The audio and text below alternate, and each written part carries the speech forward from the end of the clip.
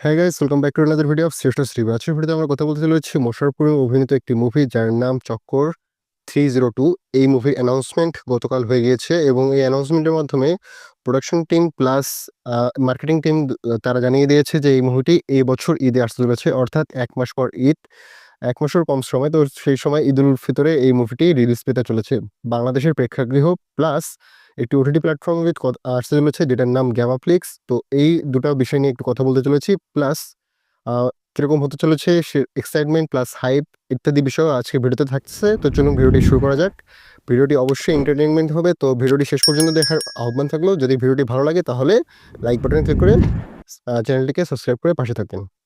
First of all, Mosharraf Karim অভিনীত এই movie চক্কর 302 এর যে ডিরেক্টর, তার বিষয়ে একটু কথা বলা যাক। তো ডিরেক্টরের নাম হচ্ছে সরব আহমেদ জীবন, যিনি এর আগেও ছোট ছোট নাটকে কাজ করেছিলেন। যেমন তার অভিনীত আছে রোদের সাথে বাড়ি প্লাস দ্য টেম্পল রান নাটক ইত্যাদি, কিন্তু ছোটখাটো নাটক কিন্তু তিনি করেছেন। তো এর পরবর্তীতে তিনি মোশাররফ করিম অর্থাৎ এত বড় একজন অভিনেতা তার সাথে কাজ করেছেন এবং এই মুভিটিকে এই বছরই জানুয়ারি মাসের 4 তারিখে সেন্সর বোর্ডে জমা দেওয়া হয়েছিল এবং 6 তারিখে রেজাল্ট আসে যে সম্পূর্ণ মুভিটি কোনো কাটাছেঁড়া ছাড়াই অ্যাপ্রুভ করা হয়েছে, অর্থাৎ প্রেক্ষাগৃহে মুক্তির জন্য দেওয়া হয়েছে। তো এসব বাড়তি কথা। তারপর এখন যে বিষয়টি নিয়ে কথা বলতে চলেছি, এই মুভির অ্যানাউন্সমেন্ট টিজারকে নিয়ে, যে কেমন ছিল অ্যানাউন্সমেন্ট টিজারটি। First of all, announcement teaser Toofan, Shakib খানের যে তুফান, সেখান থেকে কিন্তু অ্যানাউন্সমেন্ট টিজার, অ্যানাউন্সমেন্ট এইসব বিষয় কিন্তু মানুষের মধ্যে বেশি জনপ্রিয় হয়ে ওঠে। প্লাস সুড়ঙ্গ যখন আসে সেই সময় টিজ রিলিজ করা হয়, এরকম ছোটোখাটো জিনিস কিন্তু বাংলাদেশের প্রেক্ষাগৃহে অ্যানাউন্সমেন্ট বিষয়গুলোকে আরও দর্শকের মাঝে এক্সাইটেড তৈরি করে, অর্থাৎ হাইপটা একটু ক্রিয়েট হয়।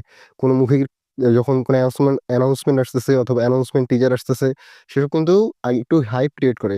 যেটা কিন্তু আগে যদি বলি তাহলে কিন্তু পশ্চিমবঙ্গে কিন্তু অনেক আগে থেকে হয়ে আসছে, বাংলাদেশেও নতুন। তবে এটা কিন্তু ধারাটা যদি অব্যাহত রাখা যায় তাহলে কিন্তু একটা ভালো কিছু রয়েছে, ভালো একটা সম্ভাবনা রয়েছে বাংলাদেশেও। তো এখন অ্যানাউন্সমেন্ট টিজারের মাধ্যমে এটা অফিসিয়ালি কনফার্ম যে এবছর ঈদে 5টি মুভি রয়েছে, যার মধ্যে 4টি মুভি সম্পর্কে হয়তোবা আপনারা জেনে গেছেন।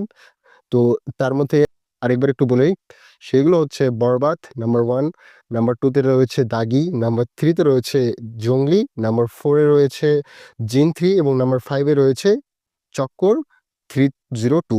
তো এই 5টি মুভি এবার ক্লাশ হতে চলেছে।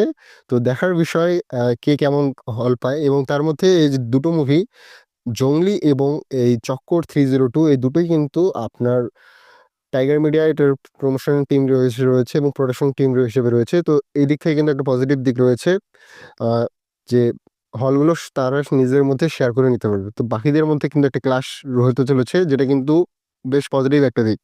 এবার কথা বলা যাক অ্যানাউন্সমেন্ট টিজারটি কেমন হলো। ফার্স্ট অফ অল, অ্যানাউন্সমেন্ট টিজারের মধ্যে নতুন কিছু দেখানো হয়নি, জাস্ট প্রমোশন দিক নিয়ে কথা বলা হয়েছে, যেটাও কিন্তু বেশ ভালো লাগছে। মোশাররফ করিম এবং ডিরেক্টরের মধ্যে কথোপকথন হচ্ছে, সেই বিষয়টিকে জাস্ট তুলে ধরা হয়েছে। এবং এর পরবর্তীতে টিজার আসবে, এরপর ট্রেলার আসবে, গান রিলিজ হবে। তো এই যে ধারাটা যদি অব্যাহত থাকে তাহলে কিন্তু আরও হাইপ ক্রিয়েট হবে এই মুভিটিকে নিয়ে। এর পরবর্তীতে আরেকটা যেটা পজিটিভ, মানে এক্সাইটেড করার মতো যেটা বিষয়, সেটা হচ্ছে এই ওটিটি প্ল্যাটফর্মে কিন্তু এটা রিলিজ হতে চলেছে। তো এখন পর্যন্ত কোন ওটিটি প্ল্যাটফর্ম সেটা কিন্তু একটু আলোচনা করতে চলেছি। আপনারা যদি অ্যানাউন্সমেন্ট টিজারটি দেখে থাকেন তাহলে অ্যানাউন্সমেন্ট টিজারের বাম দিকে আপনি দেখতে পারবেন যে ওটিটি প্ল্যাটফর্মের নাম দেওয়া আছে গ্যামাফ্লিক্স নামে একটি ওটিটি প্ল্যাটফর্ম, যেটা গত বছর এরা নিজেদেরকে আত্মপ্রকাশ করে। তো সেই গ্যামাফ্লিক্স সম্পর্কে যখন আমি একটু রিসার্চ করি, তখন রিসার্চের ফলে এটা জানা যায় যে এই ওটিটি প্ল্যাটফর্মটা এমন একটা ওটিটি প্ল্যাটফর্ম হতে চলেছে যেখানে আপনি অ্যাড ছাড়া, অর্থাৎ কোনো অ্যাডস দেখতে পাবেন না। ইউটিউবে যখন ভিডিও প্লে হয় তখন কিন্তু আমরা অনেক অ্যাডস দেখি, এই অ্যাডস ছাড়া এবং এর পরবর্তীতে আপনার সাবস্ক্রিপশন ছাড়া যে কোনো এন্টারটেইনমেন্ট যত ওয়েব সিরিজ বলেন, মুভি বলেন, সেগুলো আপনি দেখতে পাবেন। তো এখন পর্যন্ত তাদের নতুন কোনো কাজ কিন্তু এখন পর্যন্ত আসেনি।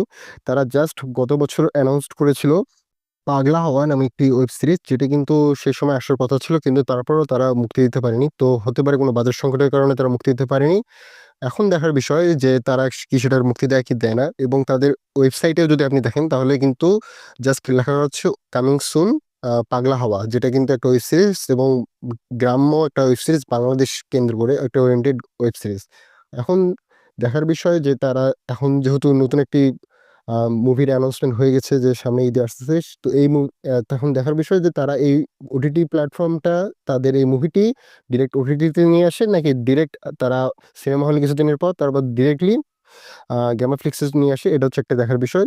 এখন তারপরেও যেহেতু তারা বলছে যে তাদের ডিসক্রিপশন থেকে জানা যাচ্ছে যে এটাতে কোনো সাবস্ক্রিপশন নেই প্লাস অ্যাড নেই। তো এটা কিন্তু বাংলাদেশের ক্ষেত্রে একটু নতুন যে কোনো সাবস্ক্রিপশন বা অ্যাড ছাড়া আপনি মুভি দেখতে পারবেন, এন্টারটেইনমেন্ট মুভি দেখতে পারবেন।